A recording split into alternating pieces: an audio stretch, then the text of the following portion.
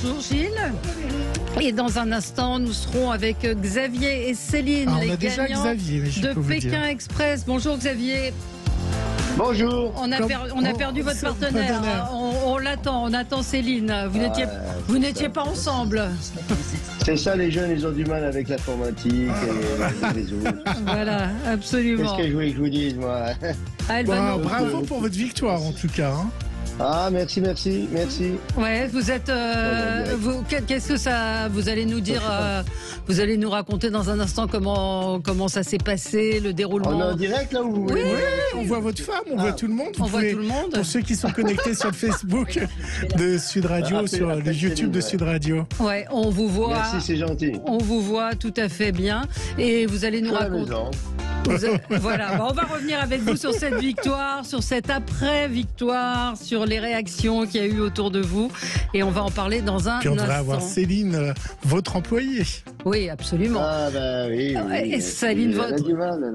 Elle a du mal, elle n'est peut-être pas réveillée à cette heure-là. Hein. Elle devrait être au travail. Non. C'est vrai que moi, je suis réveillé plutôt. Elle a au contact, ma femme, là, je reconnais. On a Céline. Bon, voilà, on a Céline, ça y est. T'arrives pas à la joindre? Bonjour. Si, ça y est, on a Céline. Bonjour Céline. Ah, vous l'avez? Oui, Oui, elle est avec nous. Bonjour Voilà. Céline. C'est bon, ma chérie, c'est bon. Il a dit du mal de vous, Merci. hein, Céline, en vous attendant. Ah bon? Ah bah, je suis un petit peu en retard, oui. Voilà, vous êtes en retard. J'ai dit que simplement que tu as eu du mal avec les réseaux, tout ça, le matin. J'ai dû occuper le temps, hein, Céline. Hein. Voilà, on a dû meubler. Mais bon, on vous laisse vous installer. Dans un instant, on va revenir avec vous sur cette victoire. Tout de suite, c'est le zapping. Sud Radio Média, l'instant zapping. L'instant zapping avec évidemment un vendredi, un samedi, Valérie, où les manifs se sont succédés.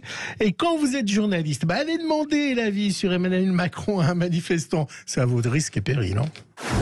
Je vais vous lire ce que vient de déclarer Emmanuel Macron. Ah, je veux rien savoir de ce que déclare Emmanuel Macron. Plus personne n'en a rien à foutre de ce que dit Emmanuel Macron. Il a un rapport au langage complètement psychotique. Ce type ne croit pas un mot de ce qu'il prononce. Il est fou, ça m'intéresse pas. Rien dire ou faire pour... Non, c'est beaucoup trop tard. Ça fait trop longtemps qu'il pratique une rhétorique absolument déconnectée de la réalité. Il a perdu totalement le contact avec ce que c'est qu'un pays, avec ce que c'est qu'une société, avec ce que c'est que les travailleurs. Il ne sait plus rien de nous, alors on veut rien savoir de lui. Bonne soirée. Voilà. Bonne soirée. Allez. Voilà, bonne soirée. Samedi soir, Léa Salamé, dans Quelle époque, recevait David Ginola et aussi Tony Parker et aussi Christine Ockrent. Et les trois se sont exprimés, enfin pas Tony Parker, c'est pas celui qui s'est le plus exprimé, sur les Français qui détestent la réussite. C'est une problématique en France. En France, on ne dit pas combien on gagne. Moi, en Angleterre, c'était affiché. Tout le monde savait combien les personnes gagnaient. Aux États-Unis, bon, je sais pas. Pareil. Voilà. Donc vous Pourquoi trouvez que les Français ont un problème avec ça? Avec la réussite ou avec l'argent? Avec la jalousie. Avec la jalousie, vous vous dites quoi? Ouais, pareil, la jalousie.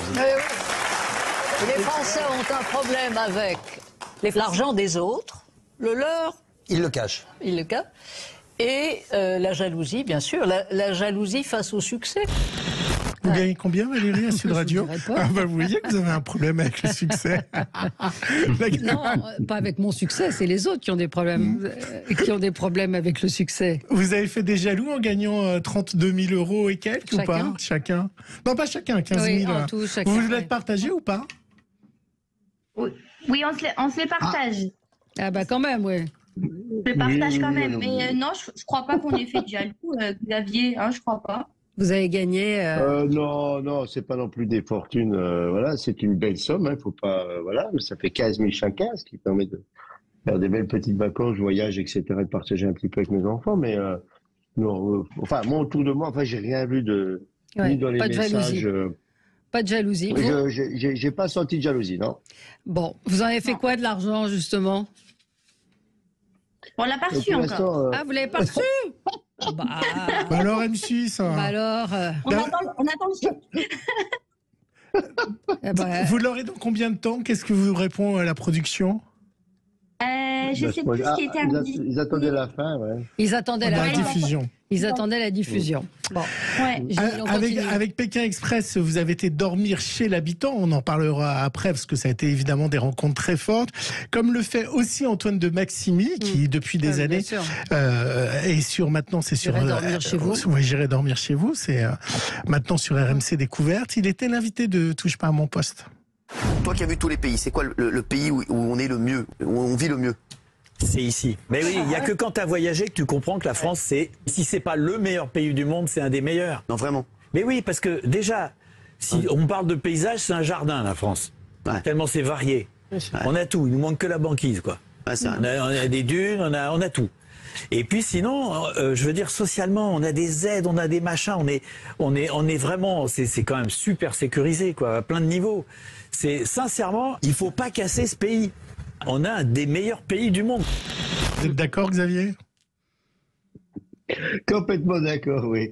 Complètement d'accord. Oui, c'est ce que je pense. Vraiment, on a un pays extraordinaire. On est très gâtés. C'est le sentiment que j'ai eu quand je suis rentré. C'est incroyable tout ce qu'on a et en diversité et surtout toutes les protections qu'on a, etc. Ils n'ont pas tout ça dans le monde. C'est pas ce que j'ai vu. En tout cas, le peu de pays que j'ai fait. On est vraiment, vraiment très, très, très bien en France, c'est ce que je pense. Oui. Céline, vous aviez beaucoup voyagé avant de faire Pékin Express? J'avais fait quelques voyages. J'étais jamais allée en Amérique du Sud, mais je rejoins Xavier. C'est vrai qu'il y a des choses de la vie courante, le chauffage, l'eau chaude, qui nous paraissent normales chez nous. Et finalement, en Bolivie, il n'y avait pas de chauffage. Ils n'ont pas les bases, la nourriture, tout. Ouais. Valérie, l'extrait qui va suivre est très important. Écoutez, pour une fois, je vous passe un extrait d'une émission qui n'est pas encore diffusée, mais qui sera diffusée ce soir à 21h sur France 5, où Hugo Clément va révéler un scandale. Écoutez bien l'extrait qui va suivre. Des chevaux français sont envoyés au Japon pour faire des sushis. Des chevaux de trait français sont envoyés au Japon pour être transformés en sushi, hors de prix. Nous sommes dans les Pyrénées.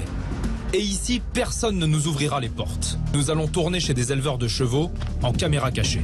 On a changé il y a 15 jours encore pour le Japon. C'est un produit de luxe pour les Japonais. Vous les avez dans tous les restaurants. La viande de cheval, c'est leur viande de luxe.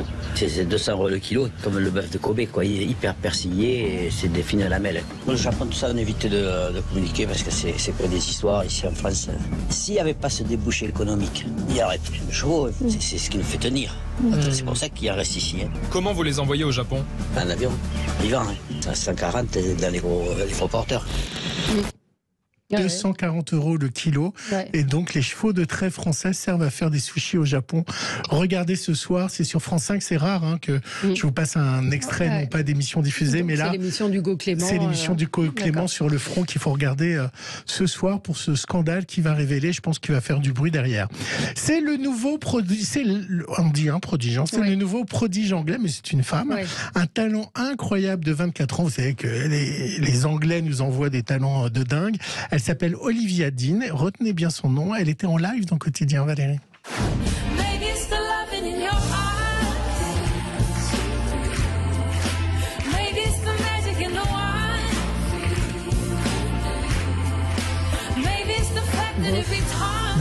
Bof. Bon, la prochaine fois, je vous mets Passepartout qui était dans la chenille. C'est de la soupe. Vous avez vu Passepartout qui chantait dans la chenille? Non, j'ai pas vu. Mais en revanche, chez Delahousse, il y avait une jeune chanteuse que j'ai trouvée plutôt intéressante. Envoyez-moi un texto, envoyez-moi un SMS. Oui, parce que ça, c'est, ça ressemble. Vous avez pas de goût. Non, c'est de la soupe. Vous écoutiez de la musique là-bas quand vous étiez en voyage ou pas du tout? Vous n'avez pas le droit à votre téléphone? Céline? Ah non, on n'avait pas accès au téléphone. On n'avait pas accès au téléphone, rien du tout. Même pas de musique, pas un petit... rien du tout. C'est pour ça que vous voyez, je compensais. Voilà. En voiture. Je compensais par de la chanson, on chantait et puis voilà. Ah, d'accord, vous chantiez. C'est quoi vos chansons, vos chanteurs à vous votre playlist, ce serait quoi, Xavier? Voilà, on dirait comme ça des chansons, des anciennes chansons françaises. Voilà. Chansons françaises, bon. Très français. Voilà. Céline aussi? Moi, les nouvelles chansons françaises, quand même. Ah bon. On n'était pas sur le même. Vous n'êtes pas sur les mêmes.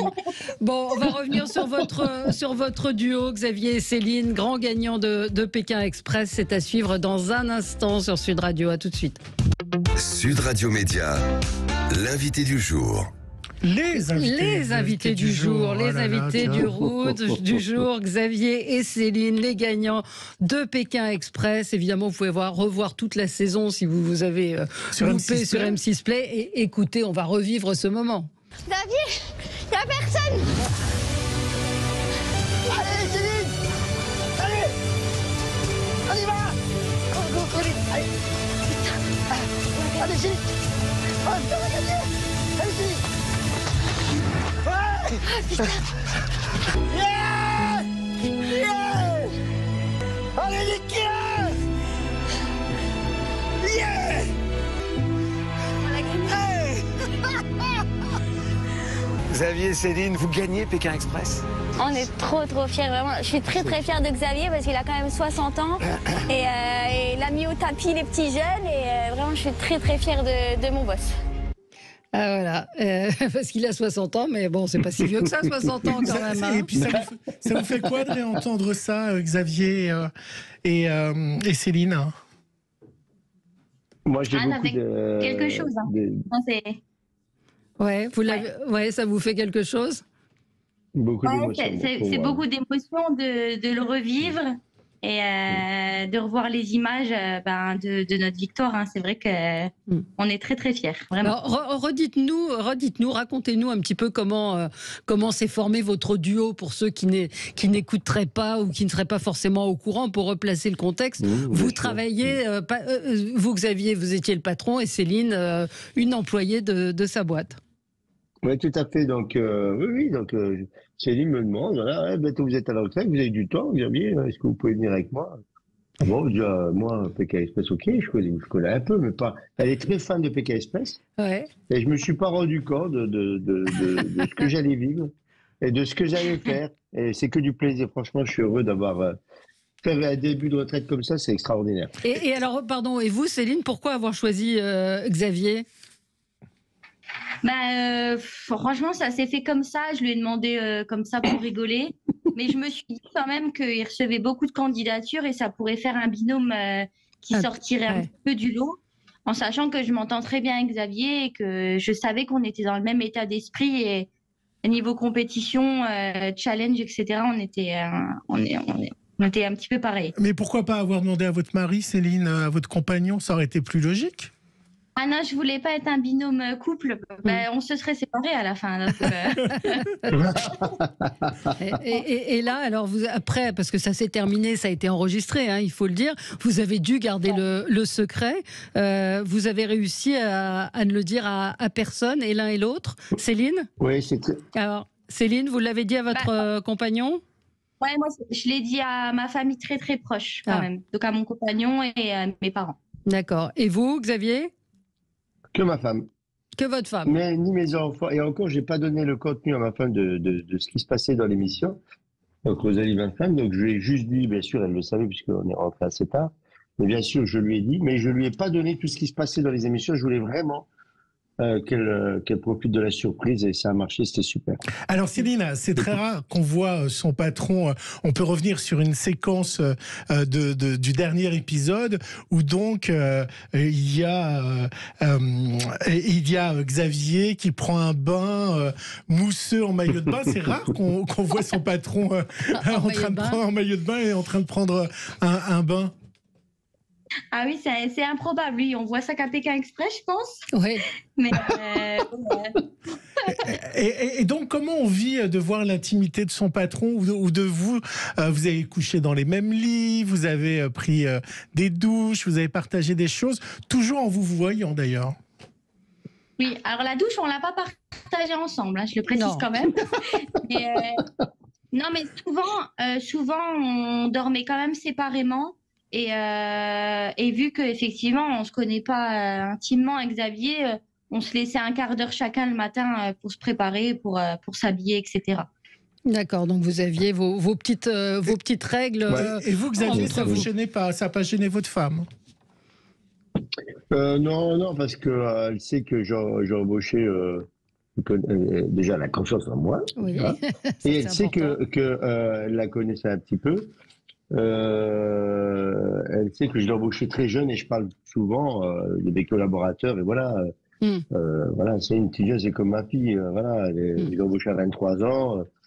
Maintenant, elle a pris un peu d'âge puisqu'elle s'est permis de donner mon âge. Donc, elle aussi, elle en a pris un peu.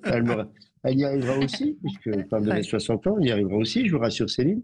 Mais voilà, donc non, aucune, enfin, j'ai senti aucune jalousie. Je ne sais pas, mais si dans le cas inverse, j'y serais pas. Mais un grand bravo et voilà, c'est tout mérite. Qu'est-ce qui a été le plus dur pour vous, et l'un et l'autre, Céline, pour vous? J'imagine que c'est pas la même chose forcément pour Xavier. Moi, ce qui était plus dur, c'était de garder le mental, parce que voilà, ça démarre tôt le matin, ça finit tard le soir avec la recherche d'habitation, etc. Et mentalement, sur la durée, ça devient de plus en plus compliqué. Ouais. Vous aviez la gagne quand même. La fatigue. Ouais, il y a la fatigue qui s'accumule quand même, le sac qui est très lourd. Les recherches d'habitation, on a l'impression que c'est facile, mais on passe bien 1 à 2 heures, voire 3 heures tous les jours à rechercher une habitation. Les voitures, parfois on attend pendant 2 heures avant qu'il y ait une voiture qui arrive. Donc ça, on ne le voit pas forcément et c'est vrai que mentalement, faut tenir le rythme. Il pèse combien votre sac? Parce qu'on ne se rend pas compte. Il est à plus de 10 kilos, alors ça dépend, on met ce qu'on veut. Hein, donc, 13 kilos, si je peux me permettre. 13 kilos. Les 3 kilos supplémentaires ont leur importance. Ouais, très important. Et en plus, Céline, je vais prendre la trousse de secours. Enfin, je prenais tout.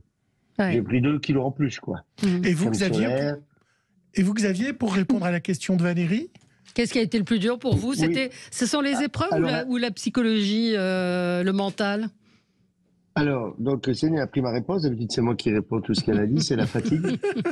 Donc, non, la fatigue, la journée est longue. Quand même. Tu démarres le matin, tu es à fond quand même.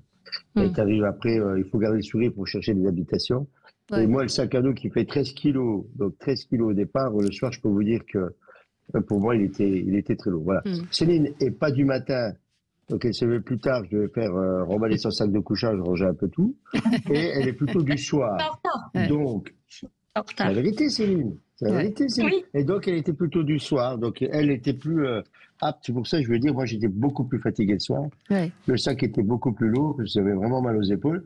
Et Céline, le soir, elle avait encore la patate pour son beau sourire et trouver des habitations. Alors, il y a une chose qui ne passe pas à la télévision, c'est est-ce que vous sentez mauvais? Parce qu'on voit que vous n'avez pas beaucoup d'hygiène. Parce qu'après des journées comme ça, les candidats sentent mauvais ou pas?